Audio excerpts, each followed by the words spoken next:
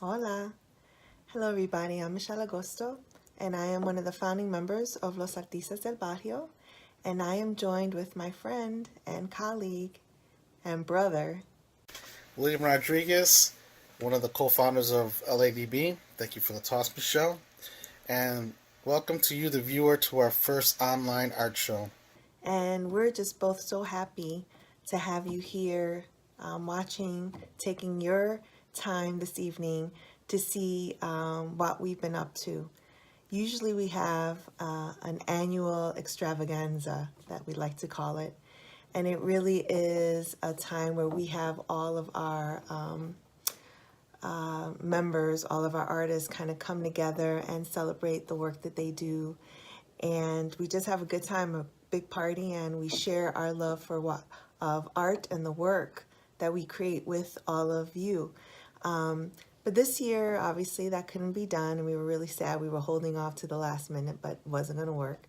And so we decided to try our hand at doing a video that we're going to share with you. I don't want to spoil what's in store for you, but we have great art to show, poetry, and singing entertainment. So please, stay tuned. And so with that, we hope that you do enjoy our video. We are planning to find a way to communicate with you throughout the rest of the year through virtual means, and if whenever possible, live means. So keep on the lookout. Make sure you sign up to our email at www.ladbbuffalo.com, and we hope to hear from you really soon. Before we get started, Will, we can't forget who we need to thank. We need to thank our Facebook friends and supporters and our donors, and everyone else who's just been there to help us get where we are 4 years later, entering into our 5th year of Los Artistas. So, on behalf of all the members and our allies, we hope that you enjoy your time with us, right, Will? Yes, and we can't do this without you, so thank you for your support. All right, adios, and we'll see you soon.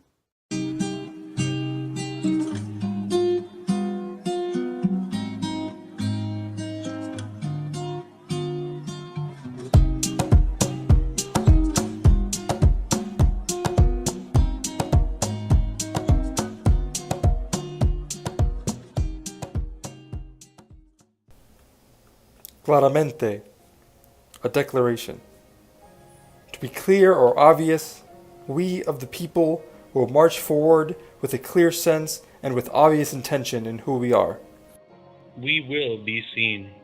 We will have known our true will and authentic selves. No deviation, no blockage of words, only cutting air to bind the space of language between us.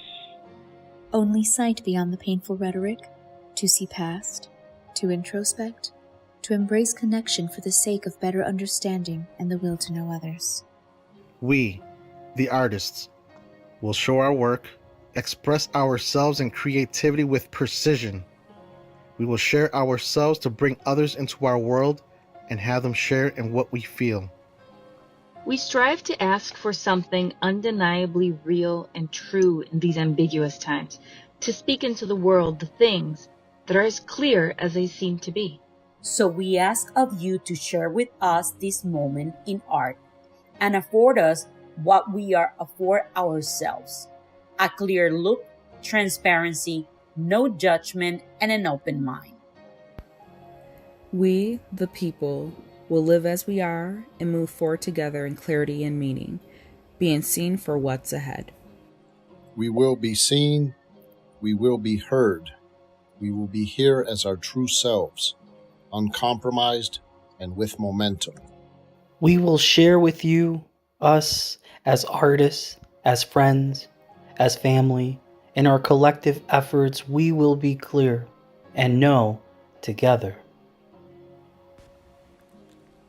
Los Artistas del Barrio will keep its stride and will continue to grow, to be much more than what is expected of us, to go beyond.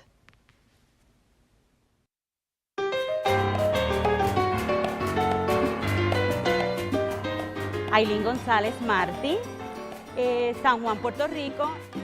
¿Qué tipo de arte yo hago? Bueno, mayoría es artes visuales. Tengo estudios en alta costura y ahora estoy trabajando con unas muñecas pintadas a mano.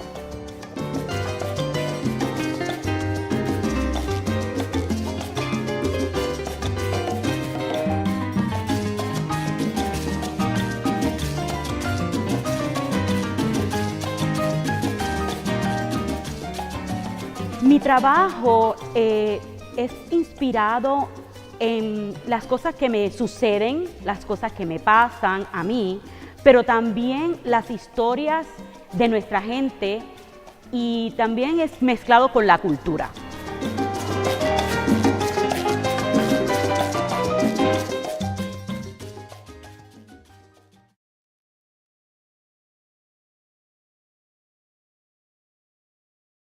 My name is Wilbert Ramos. I come from Jauco, Puerto Rico, and I'm a painter. I do painting, photography, a little bit of photography, and I do some music as well.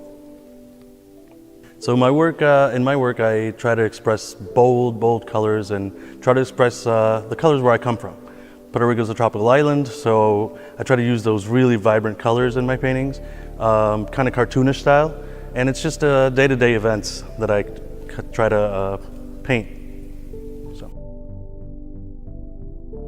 I get inspired by daily events. Just basically life events. Everything around me inspires me, so I just try to make fun or have fun with everything I do in my paintings. And it's basically that. It's basically expressing life. And then I've done some metal sculpting as well, but majorly my own work is based in painting. We don't name our earthquakes, do we, friends? We can't give cause or meaning, and I don't understand. See, the storm is so easily made powerful. The symbolic is built into it already. The storm is so open about its open emptiness. What really works about the storm is its radical inevitability. All these years of waiting for it to happen right on time. Before I trail off again, friends, I must tell you that I think that what we do here is important and appreciated, but I feel like we've been here before, and we don't know where to go next. And we can't even imagine what we can't imagine. There's no out there or after or when the moment comes, and I can't see anything without losing my eyes first. And I'll never truly know water, will I? Like I stand at the coast, sand at my feet, look out far and see nothing. And I like to hope that somewhere out there is a safe home with healthy people, but I know what's out there is a blank space in the middle of the ocean. And any moment now, all of it will be replaced with white smoke to erase it completely. And deep down, I feel the least Puerto Rican I have ever felt. And I know it's now to be truly American, and all the terrible ways that is untrue. And I can't even imagine what I can't imagine.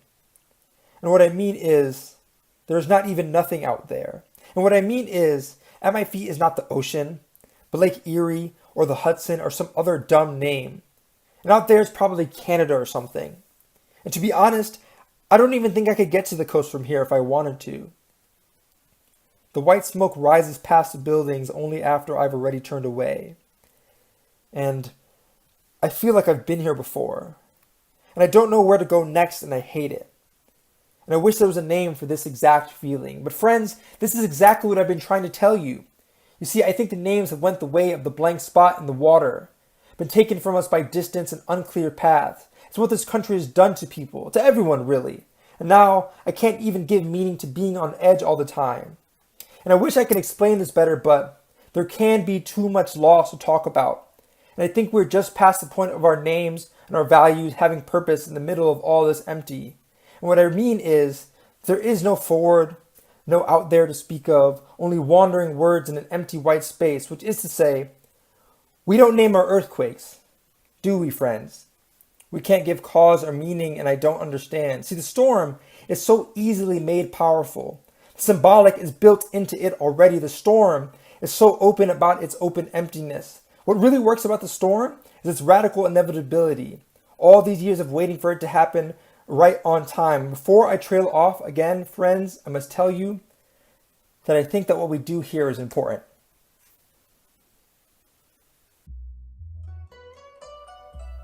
My name is Matthew Bosque.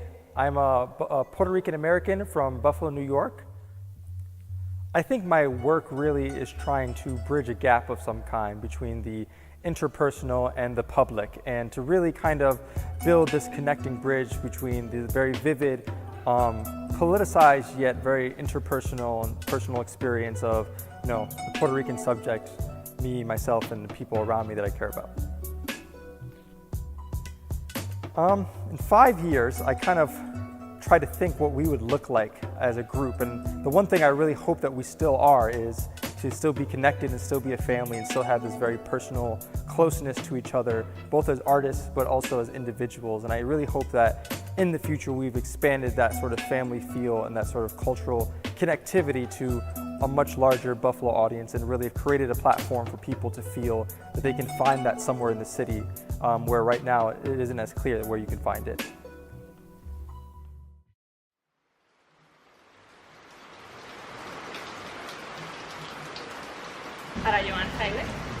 I am from San Juan, Puerto Rico, and I'm a painter. My work aims to talk about the nature of Puerto Rico and how beautiful it is and how it has persevered even after so many natural disasters. So I concentrate on the flower, which to me represents the growing of nature again after Hurricane Maria, Irma, or any other hurricane that has happened in the past. So the flower to me, and the coqui, which is the singing of the night in Puerto Rico.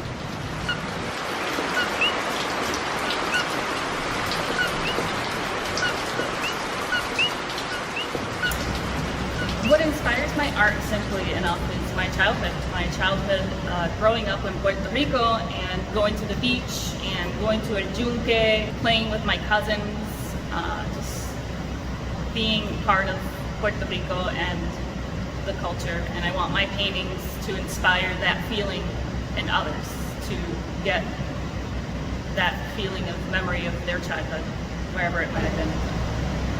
I started painting at a very young age. My mom fostered my talent when I was around 7 or 8 years old, and I went to art classes, private art classes, and I went to La Liga de Arte in Puerto Rico, and that's how I started my art.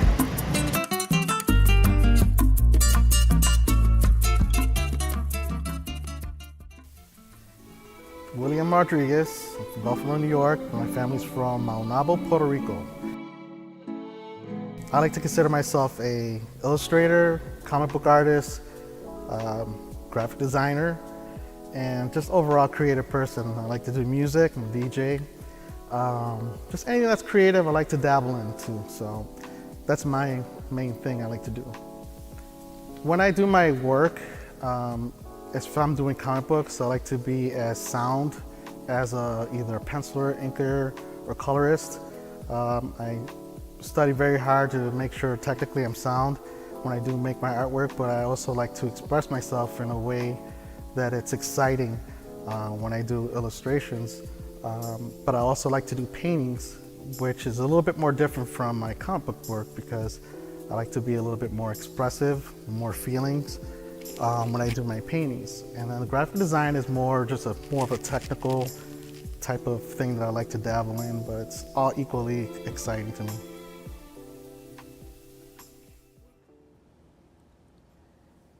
Campo, yo vivo triste, cada día sufriendo más. Ay Dios, ¿qué será de mí? Si no bailo esta bomba me voy a morir. Campo, yo vivo triste, cada día sufriendo más. Ay Dios, ¿qué será de mí? Si no bailo esta bomba me voy a morir. Oye, campito, yo vivo triste,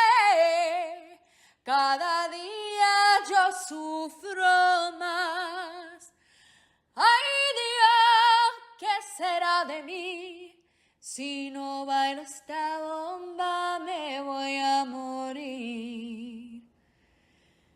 Campo, yo vivo triste, cada día sufriendo más. Ay Dios, ¿qué será de mí?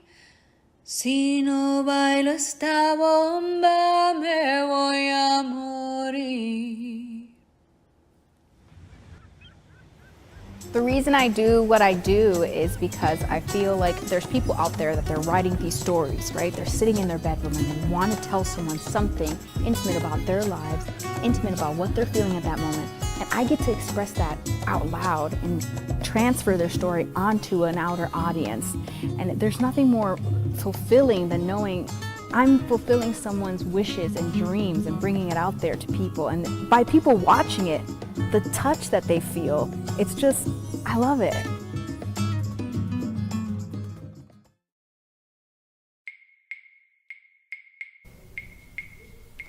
Hey everybody, I'm Michelle Agosto. I'm a Boricua all the way, born and raised in Washington Heights, New York City, 181st Street in Washington. My family comes from Puerto Rico. They come from Isabela, Santurce, Arecibo, and Corozal. And my medium is mostly photography, but I do a lot of mixed media work, and it's always about people and emotions. So the work that I do is really about people and about community and being very introspective and finding a voice of that person that I am photographing or working a piece on. So it's always about trying to show that inner voice of a person that I'm a voyeur, kind of secretly looking in and trying to interpret that voice in a way that makes sense to me. So my inspiration is really people, the community that I'm in. I am here to be reflective in the spaces that I sit. And so what inspires me are people, and it makes a lot of sense to me because I'm always inspired by my family, and so that kind of correlation is really important to me. It's being able to take that energy and kind of share it out with the world. My abuela, my mom, my aunts, all the women in my family were very supportive of the strange thing that I love to do, which was drawing and art and all of that good stuff. So I want to be able to offer that to others who may not have that kind of support, and that's why this collective is so important to me. And we did it for a real purpose. There were Latino artists in our community that were rarely recognized, and we have a really high quality level of very professional artists who care about the work, who are at the same level as our peers. And so we decided, we decided to form our own organization to highlight that and to lift ourselves up together, to collaborate together, and to show Western New York and hopefully the world that, we're here to stay, we have things to share, and we want you to see that. Woo!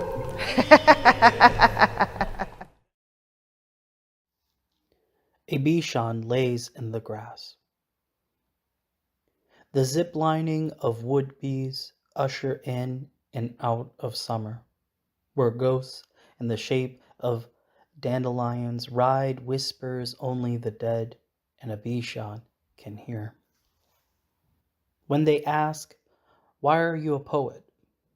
One, when the skin a border with graffiti scars and the mind a town which turns into an encampment, your words make pain political, entrenching our scars with soldiers of metaphor. 2 and 3. Agency becomes doubled in consciousness, for whom you've learned language that cleaves bodies like a wall upon a land desperate for confession. 4. This career is that of a cock-holded clown who juggles isolation and exposure. You think delusions of jeering yourself will bring self-worth. 5. Your learned language is that of compliment. How each line is a headline of interior sounds. I am nothing without my pain. My pain speaks for me. 6. You cut yourself into form, a scarification that idolizes what your pain can be. For some, a poem. For others, a eulogy. 7. You are at odds with totality, as there is always one more way to write the motor features of pain into being. This is what it means to have a felt experience. 8. When they ask, why are you a poet? You reply, for you.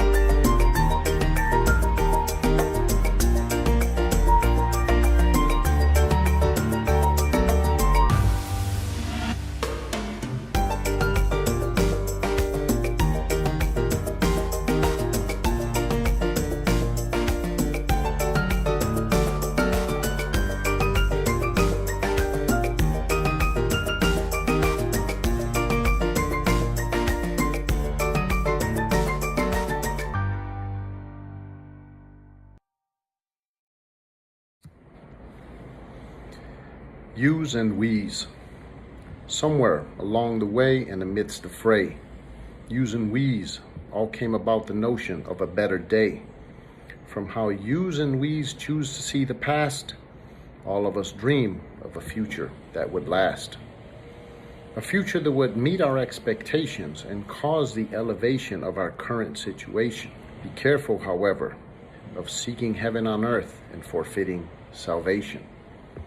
Let's make America great again says that greatness existed in the past, towards where you should return, and fast. For some, the present is bleak, because yous see we's who don't look the same, have a different gait and a different speak. You see what yous want to see. That's the wedge between the yous and we's. And some of the yous never saw the we's, preferring to think that only yous played roles, and that we's are only good for occupying welfare's roles. But the we's were actually here from jump and had a very different past, a past where you choose to look askance, instead saying, shut up and dribble, or better yet, go back to you's past, where we's were told to sing and dance. Even those who recently came are so quick to join yous on your side, as they laugh and deride at how the we's are the cause of our own demise. So easy it is to learn how to despise. Some claim your history as their own, and rejoice in the celebration of the Confederate, and seek to embrace instead of disown that which would make them inveterate. Even science cannot explain what process occurs in the brain that wants unclear thinking to remain. Thoughts whose actions cause pain. You label it fake news when you choose to belittle that which does not mirror your views. But we ask yous, what have you got to lose?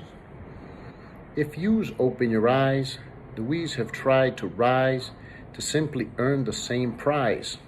Despite marches, beatings, and death, those who were brought here by theft are told to keep your head to the sky.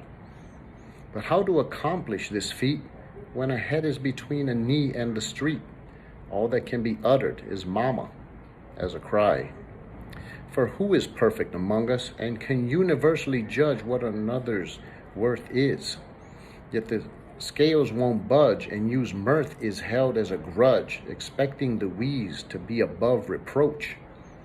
Only then will the wheeze be allowed to encroach on ground that's hallowed.